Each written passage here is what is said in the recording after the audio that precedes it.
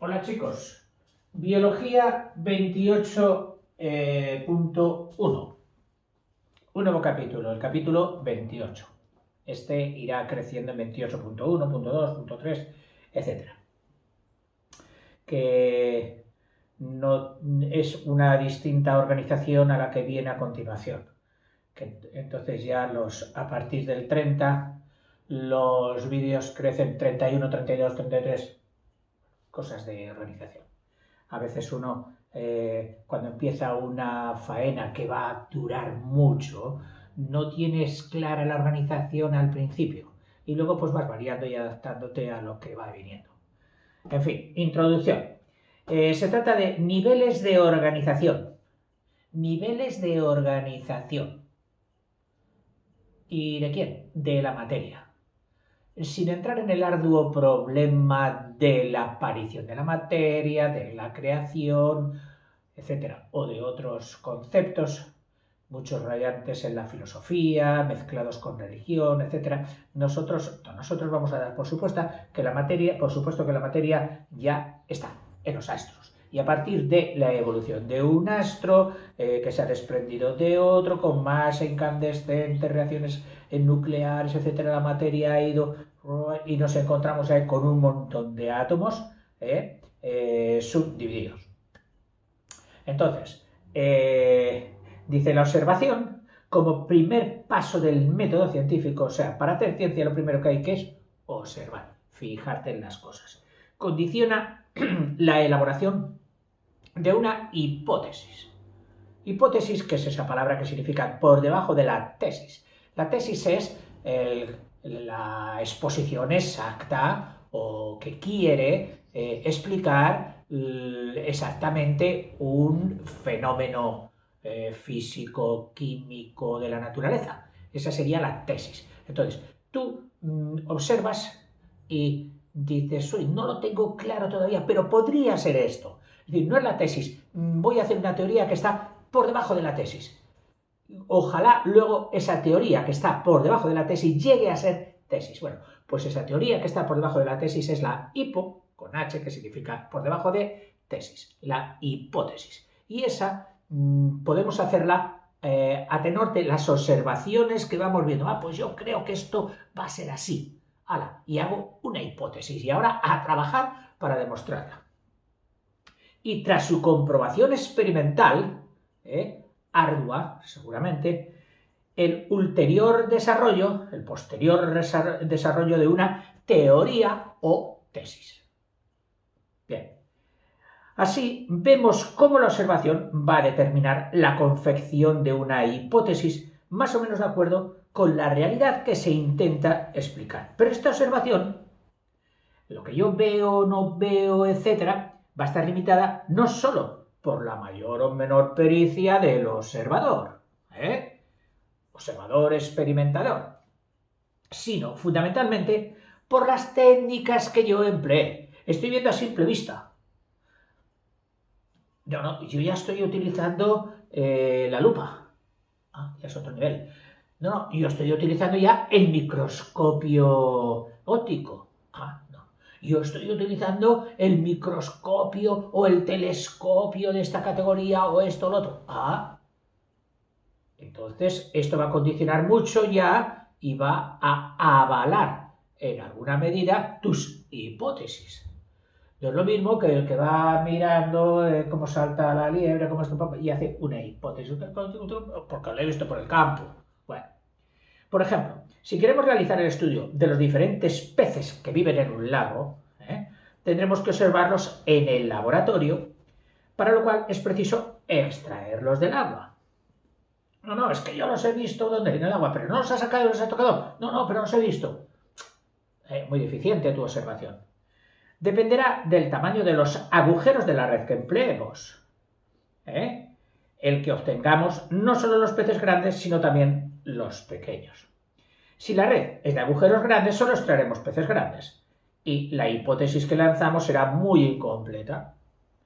Conforme vayamos empleando redes con agujeros más pequeños que nos permitan averiguar que en el lago, además de los peces de gran tamaño, existen también otros más pequeños, pues podremos ir acumulando más datos que nos permitirán elaborar una hipótesis más acertada. Bueno, esto de los peces ya ves que ha sido un ejemplo muy facilón de cómo hemos de preocuparnos en la investigación de ser exhaustivos, lo más exhaustivos posibles. No, mira, yo voy a hacer solo de las aves, pero solo de las aves blancas. Oiga, mire, muy buena teoría, pero muy restringida, muy limitada. Las técnicas de observación y experimentación se han ido perfeccionando con el tiempo, el cual ha permitido corregir, esto hay que corregirlo, hombre, qué pena con lo que se esforzó aquel científico en el siglo tal, y ahora se lo tenemos que corregir. Bueno, pues así es la ciencia, ¿no?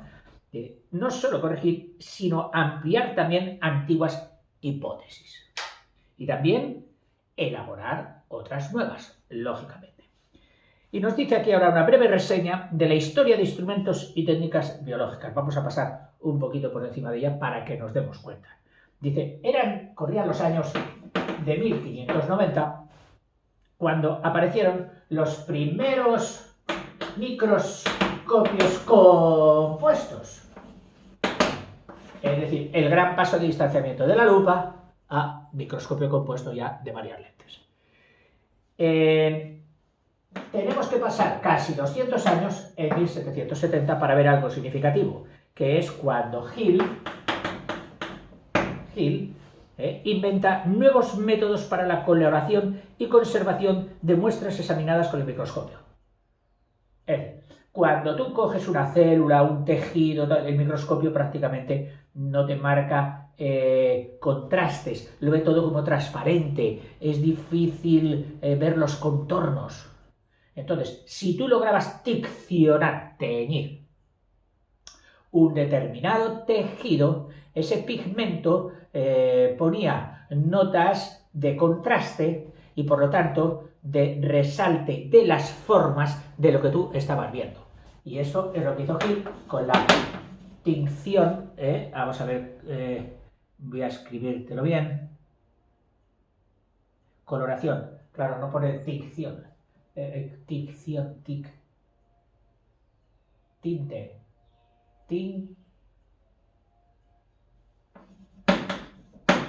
Tinción, de teñir. ¿Y por qué se empeña usted en ese sustantivo que ahora mismo no lo tiene usted claro y nos va a tener que hacer buscarlo en el diccionario? Ponga usted coloración. Sí, pero no me gusta, porque tinción,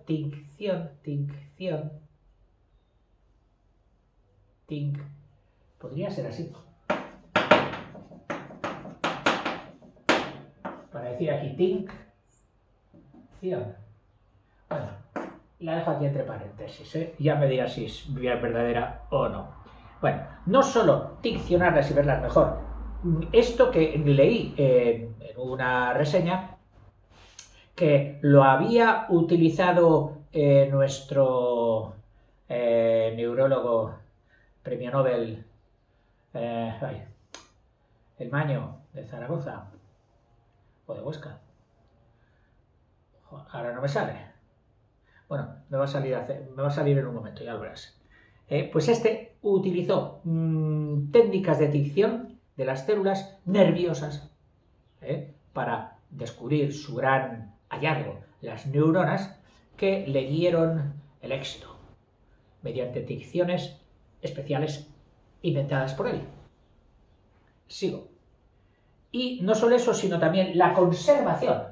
Coloración y conservación. Oiga, pero lo que usted dio, tranquilo, si lo tengo guardado. ¿Cómo? ¿No se lo ha estropeado? No, porque he encontrado la manera de conservar esas muestras. Aquello dio un origen a un avance grande. Porque claro, lo que tú habías visto ya lo dejabas a disposición para que lo vieran los demás. Para que aquilataran tu teoría o la contrapusieran, pero en todo caso para estudiarlo mucho mejor. 10 años más, en 1780, Adams inventan, y conservación. Adams inventa el primer microtomo, una palabra que significa corte micro. Hombre, es que lo que usted ha metido en el microscopio es grueso. ¿Qué va? Si lo ha hecho lo más fino posible. ¿Pero cómo lo ha hecho? Pues con un cuchillito, con un bisturí finísimo.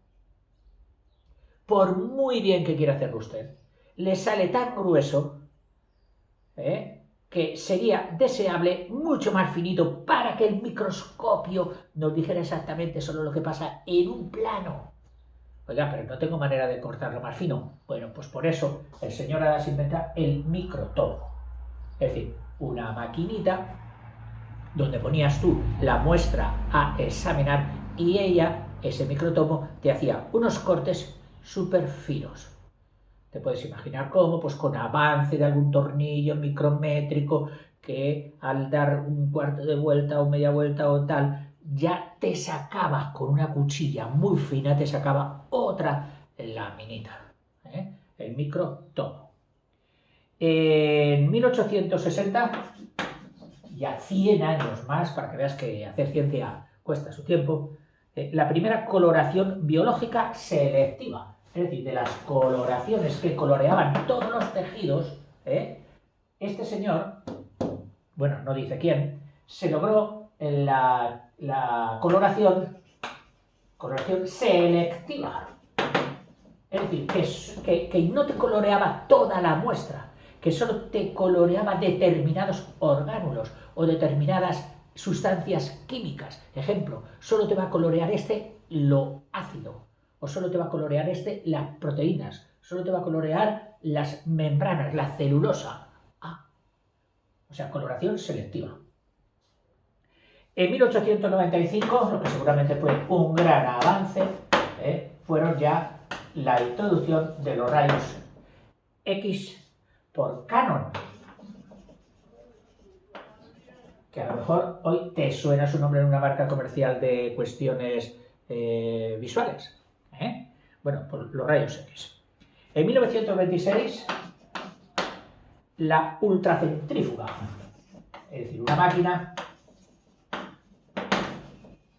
que centrifugaba aquello que metieras, pero a altísimas revoluciones, que hacía que los fenómenos que se dan por centrifugación, como puede ser el decantado, que tú lo sabes, o el decantado por peso de las sustancias centrifugadas, el decantamiento consiste en que aquellas que tienen más peso, pues experimentan más fuerza centrífuga y van al exterior. Y luego tú, una vez colocadas en el exterior, las puedes recoger. O sea, por ejemplo, por poner un ejemplo bien sencillito, tú metes en una máquina centrifugadora, un poco basta, claro, para que lo aguante, grava, arena y jarros, y lo metes todo mezclado. Bueno, pues esa centrifugadora, juntamente con algún movimiento de percusión, para mover las partículas entre sí, que no se apelmacen unas con otras, acabaría ordenándotele por tamaños, seguramente. Que es lo mismo que hace el río con sus aguas. Bueno, pues eso también se puede hacer por la centrifugación. Hoy, cuando queremos quitar el agua de la ensalada, antes de echarla, la metemos en un bol centrifugador, y tú lo metes así, a base de centrifugar, escupe las gotas de agua y se queda la lechuga, las carolas, se queda sequita, y así ya ese agua no diluye las sustancias que tú luego eches con la lechuga o el aceite o el vinagre o la misma sal. En fin, oiga, y porque lo hago, sigo. La ultracentrífuga, que ya tenía que habernos dicho usted quién la inventó y no estar ahí con sus ensaladas. Pues mira, la inventó este señor, el Svedberg.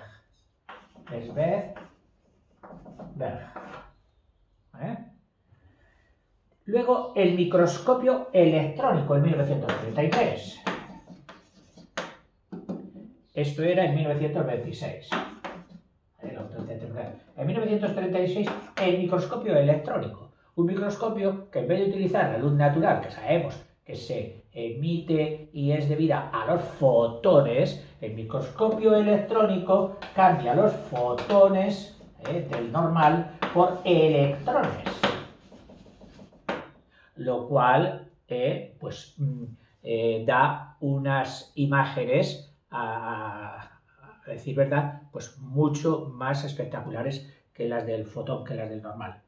En 1934, es decir, solo un año más, 1934, Lheritier y Teissier. Lheritier, heredero en francés, con acento agudo, y otro señor, y Teissier. Los nombres son de raíz francesa, por supuesto, idean el método de la caja de población, que es un sistema de ordenación de los organismos experimentados encaminado a ver su filo evolutivo, a ver su evolución, su procedencia unos de otros, el sistema de caja de población. En 1935, a ver, ¿dónde las ponemos aquí ya? En 1935, buenas fechas de avances de investigación, pues introducen los marcadores radiactivos en una sustancia inocua en principio. Hay un átomo dentro de esa sustancia formando una molécula o lo que sea. Ese átomo tiene isótopos radiactivos. Entonces consiste en cambiar los átomos normales de esa sustancia, que era, no sé, el C12, pues por decir uno, no me hagas caso en eso, y lo cambian por el átomo radiactivo que al tener las mismas valencias y todo hace la misma molécula, pero él se comporta haciendo radioactividad. ¡Oh, eso es peligroso! ¡Ojo! Es una radioactividad de tipo flojo, benigna. Entonces, ¿cómo la radioactividad? Sabes que tiene un proceso de decaimiento, un proceso de más radioactivo, menos. ¿En función de qué? Del tiempo. En función del tiempo. Van perdiendo su capacidad de radiación, o sea, sus emisiones radioactivas. Entonces, esto también vale para medir el tiempo, pero también vale para ser detectado estas radiaciones que hace este isótopo radiactivo, a ser detectado por aparatos de detección como pueden ser los rayos X o sensores de tipo magnético, de tipo electrónico, etcétera, que detectan la radioactividad. Entonces, si tú te has tomado ese componente con el isótopo radiactivo, sabrán por dónde va, cuánto tiempo dura, qué efecto hace, a dónde llega, con quién se mezcla, es decir, vamos, todo su proceso. Esto fue muy importante para la investigación. Los marcadores radiactivos, que todavía se utilizan. Oh, que me han dicho que tengo no sé qué en el estómago, me tienen que mirar y me han dicho que me tome una papilla blanca. Bueno, pues en esa papilla blanca lo más seguro que va un isótopo, lo más seguro que va un isótopo radiactivo que les permita a los médicos ver el comportamiento de lo que sucede ahí en tu estómago. Sobre todo fue utilizado esto, pues mira, precisamente para lo que te estaba diciendo yo, para los procesos metabólicos, es decir, de transformación de las sustancias dentro de nuestro organismo. Y el señor que lo propuso y lo desarrolló, Schoenheimer, el nombre de esos que sabes que me gustan a mí, Schoenheimer.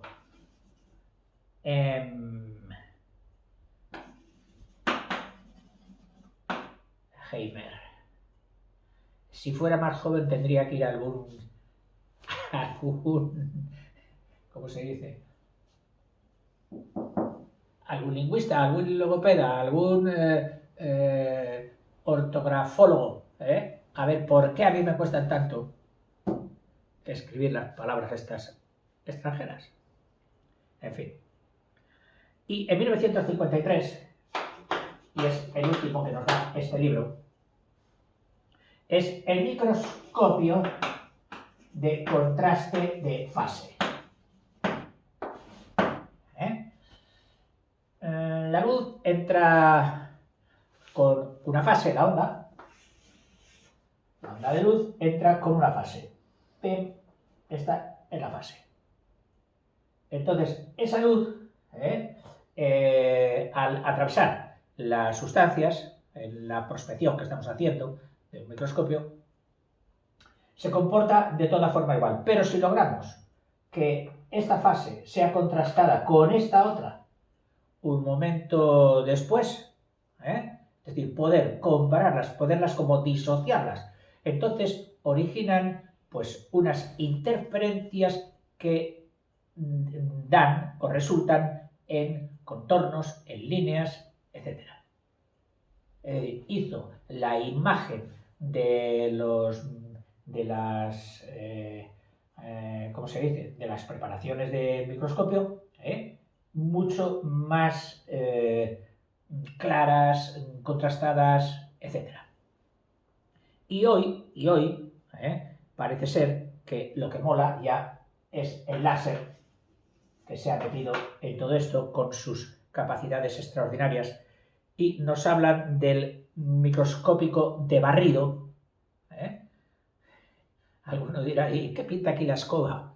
Pues algo así, casi como lo que digo yo. Lo estudié en su momento, electrónico de barrido, que iba pasando pues así como por encima, hacer barridos. Lo mismo que hace tu escáner en la máquina de escanear, que va haciendo así barridos. Va haciendo, pues eso, barre la superficie. El escáner, el microscopio este de láser de confocal, de barrido láser confocal, tiene unas características o unas cualidades, prestaciones maravillosas. Te va haciendo, por barrido, por sucesivos barridos como un escaneado, te va haciendo imágenes. Pero es que luego han conseguido que esas imágenes, que estarían distanciadas, pues una distancia micrométrica entre ellas, te las montan unas con otras y te dan imágenes en 3 dimensiones. Y no solo eso, sino que luego te cogen esas imágenes en 3 dimensiones y te juegan con ellas espacialmente. Te las quiero que gire un poquito para verlo mejor y te las giran en el espacio. La imagen. Oye, quiero verlo por el otro lado. Por el otro lado. Maravillas. Fíjate todo lo que puede hacer esto por la investigación. Bueno, en fin. La aplicación de los modernos conocimientos de la física y la química, claro, los investigadores de la naturaleza, de ciencias naturales, recurren a las ciencias, similares o afines, que son la física y la química.